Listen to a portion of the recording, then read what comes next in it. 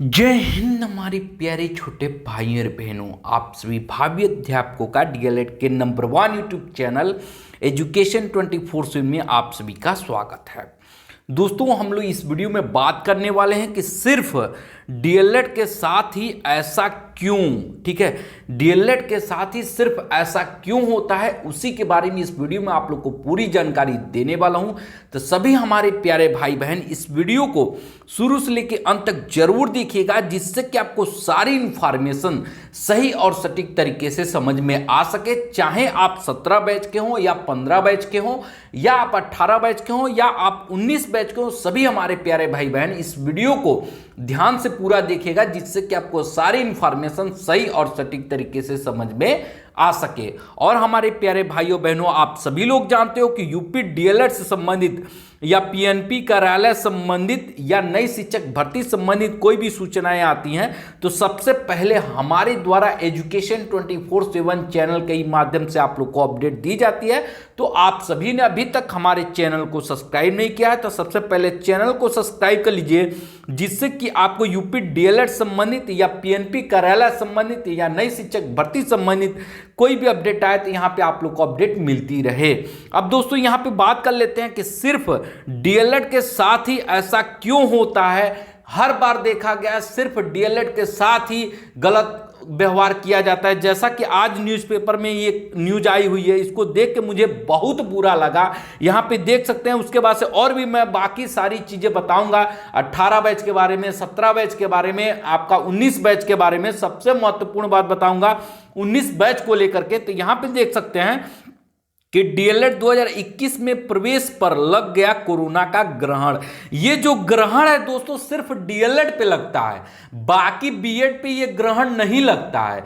अब आपने देखा 2020 का जो सत्र था डीएलएड का, इसको खत्म कर दिया गया। क्यों? क्योंकि कोरोना का ग्रहण लग गया था। मगर वहीं कोरोना काल में ही बीएड का एंट्रेंस करा लिया गया था, बीएड का एंट्रेंस करा लिया गया था और उसका एग्जाम करा के एडमिशन भी ले लिया गया था। जबकि डीएलएड का जो कोर्स होता है मेरिट बेस पे एडमिशन लिया जाता है, जो कि यह संभव नहीं हो पाया था। सरकार और पीएनपी सचिव दोनों इसमें एडमिशन कराने में नाकाम साबित हुए थे। और इस बार इस न्यूज़पेपर में देख सकते हैं, इस बार भी इस तरह का हाल दिख रहा है। अभी से ही साफ साफ लिखा है 2021 में प्रवेश पर लग गया कोरोना का ग्रहण। जबकि आप देखेंगे 2021 वाला सत्र जो बीएड का चलने वाला है, आप देखेंगे बीएड का फॉर्म फिलअप हो चुका है, उसकी परीक्षाएं भी प्रस्तावित है।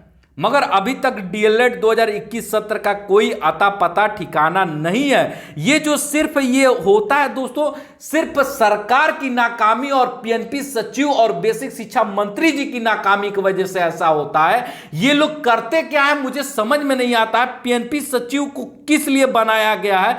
इनका जो सिर्फ काम है, सिर्फ और सिर्फ काम है बीटीसी यानी कि जो डीएलएड है इनकी परीक्षाएं कराना, नई भर्ती प्राइमरी या जूनियर मैथ उनकी परीक्षाएं कराना, ये सही से डीएलएड का नया सत्र स्टार्ट करना। ये 2 साल से सत्र नहीं स्टार्ट कर पाते हैं। मुझे इस बात का समझ नहीं आता है।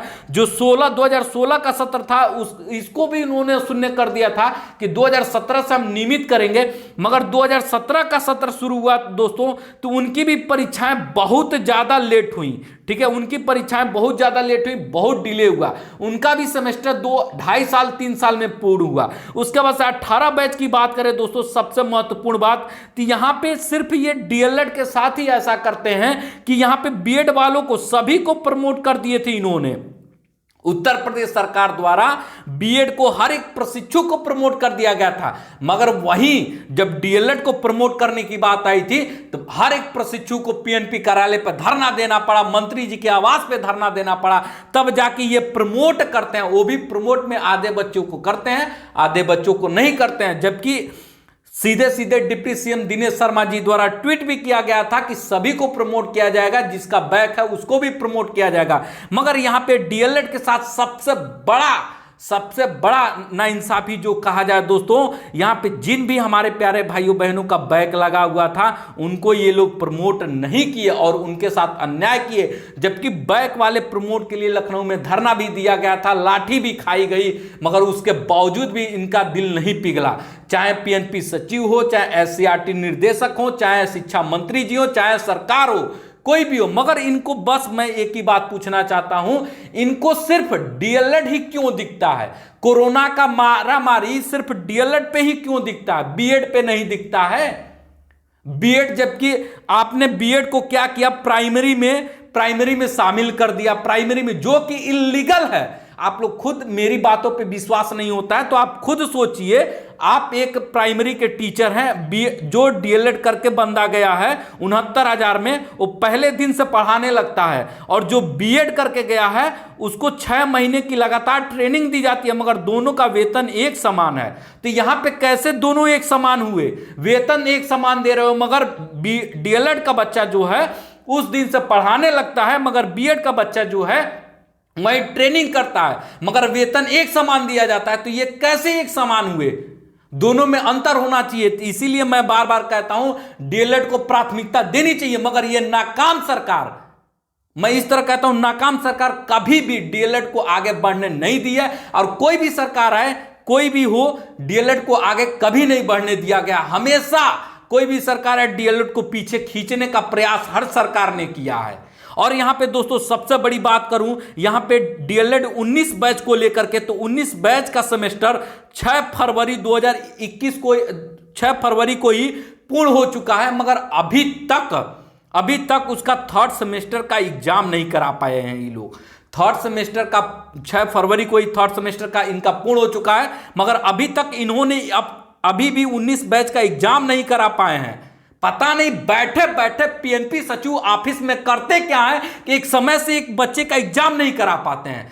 इतनी बड़ी, और कहा जाएगा एग्जाम कराने के लिए तो सचिव जी कहेंगे इतना आसान बात है, 1.5 लाख बच्चों का एग्जाम कराना है, 1.5 लाख बच्चों का एग्जाम कराना है। अरे इतना आसान बात नहीं है। आप किस लिए बैठे हो, किस लिए हमारा वेतन खाते हो? फ्री में तो हम लोग कहते नहीं है, हमने एडमिशन कराया है। अगर आपने प्राइवेट कॉलेज में एडमिशन कराया होगा तो आपने 41,000 फीस पेमेंट किया है। और पीएनपी सचिव जी सुन लीजिए, हर एक बच्चा पैसा दिया है आपको, बच्चे के ही पैसे से आप वहां वेतन अपना लेते हैं और कुर्सी पे आराम से चैन की नींद सो रहे हैं। आप जब 1.5 लाख बच्चों को नई परीक्षाएं समय से करा सकते तो छोड़ दीजिए कुर्सी। किस लिए बैठे हैं? कुर्सी छोड़ दीजिए, त्याग पत्र दे दीजिए, सरकार को कह दीजिए कि मेरे बस की बात नहीं है, अगर नहीं परीक्षाएं करा पा रहे हैं तो। मगर ऐसा नहीं करेंगे, सिर्फ यही काम करेंगे कि बच्चे का सेमेस्टर डिले होगा, जैसे 14 बैच का हुआ, 15 बैच का हुआ, 17 बैच का हुआ, 18 बैच का हुआ, 19 बैच का तो बंटाधारी कर दिए ये। और बच्चा जब बोलेगा, उनसे सवाल करेगा तो उनको सिर्फ यही कहेंगे कि तुम लोग हमेशा रोते ही रहोगे, तुम लोग हमेशा ऐसे परेशानी रहोगे। सचिव जी कम से कम आप अपने पद की गरिमा का ख्याल कीजिए, और एक प्रशिक्षु से कैसे बात करते हैं इसके बारे में भी एक बार सोचिए। और सभी से मैं ये कहना चाहता हूं, आप सभी हमारे प्यारे भाई बहन जितने लोग इस वीडियो को देख रहे हैं, सभी लोग ये सवाल जरूर उठाइए, सिर्फ और सिर्फ डीएलएड के साथ ही ऐसा क्यों होता है? सिर्फ और सिर्फ डीएलएड के साथ ही ऐसा क्यों होता है? ये सारी चीजें बीएड के साथ क्यों नहीं होता है? 2021 का ले लें या 2020 का ले लें, 2019 का ले लें, बीएड का हर एक सेमेस्टर, हर एक एग्जाम तय समय पे होते हैं, मगर डीएलएड का ऐसा क्यों नहीं होता है? अगर ऐसा नहीं करा पा रहा है पीएनपी सचिव, अगर समय से डीएलएड का एग्जाम नहीं करा पा रहा है तो अपना इस्तीफा दे देना, सीधी सी बात है, कह दे सरकार से मेरे बस की बात नहीं है। अगर डीएलएड में अगर किसी बच्चे का लगातार 3 बार बैक लग जाता है तो उसको फेल कर दिया जाता है, तो वैसे आप भी समझिए ना, अगर आप समय से एग्जाम नहीं करा पा रहे हैं तो आप भी छोड़ दीजिए पद, सीधी सी बात है। सिर्फ बच्चा ही क्यों इस बात को भुगते? पीएनपी सचिव जी, मैं अपने चैनल के माध्यम से आपको कह रहा हूं, अगर मेरी बात अगर आप तक जाए तो एक बार सोचिएगा। जो 19 बैच का बच्चा आज इतना परेशान है उनके बारे में एक बार सोचिएगा। अगर प्रमोट करने के बारे में अगर इनको सोच रहे हैं तो सभी को प्रमोट कीजिएगा, ना कि आधे बच्चों को छोड़ दीजिएगा और आधे बच्चों को प्रमोट कर दीजिएगा। उस तरह बच्चे बर्बाद हो जाएंगे। जिनका बैक लगा है फर्स्ट सेमेस्टर में किसी सब्जेक्ट में, वे कहां जाएंगे? या जिनको थर्ड सेमेस्टर का बैक का पेपर देना हो कहां जाएंगे? फिर लखनऊ में जाके धरना करेंगे, लाठी खाएंगे, होगा कुछ नहीं। एक बार सभी हमारे प्यारे भाई बहन जितने लोग इस वीडियो को देख रहे हैं, अगर आपको अच्छा लगे तो इस वीडियो को शेयर कीजिए, नहीं अच्छा लगे मत शेयर कीजिए। आपको जो मन में आए कीजिए, मगर मेरे इस सवाल का जवाब अगर कोई दे सकता है तो जरूर आप लोग दीजिएगा। सिर्फ और सिर्फ डीएलएड के साथ ही ऐसा क्यों होता है, ये मेरा सवाल है। आज मैंने जब इस पेपर की कटिंग को देखा तो मुझे बहुत बुरा लगा। सिर्फ और सिर्फ डीएलएड के साथ ही ऐसा क्यों होता है, बस मेरा एक ही सवाल है। और आप लोगों से भी मैं पूछना चाहता हूं, क्योंकि आप लोग भी अपनी आवाज नहीं बुलंद करते हैं, दूसरों के कंधे पे सोचते हैं बंदूक रख के चलाई जाए, आप लोग भी कुछ नहीं कहते हैं। इसको हम लोग को बड़े स्तर पर इस चीज को लेके जाना है और इस बात को हर एक प्रशिक्षु तक पहुंचानी है कि सिर्फ और सिर्फ डीएलएड के साथ ही ऐसा क्यों होता है, ऐसा क्यों क्यों क्यों।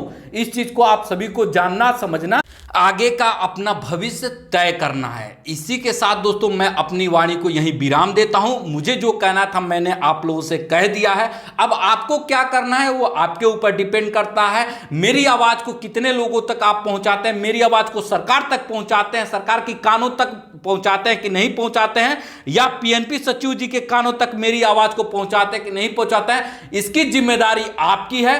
बस मेरा सवाल एक ही है कि सिर्फ और सिर्फ डीएलएड के साथ ही ऐसा क्यों होता है।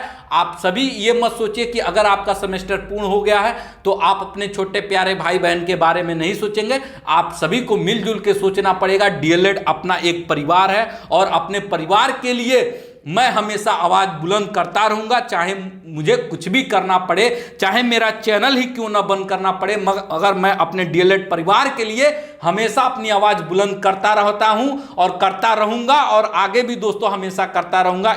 इसी के साथ दोस्तों इस वीडियो में इतना ही।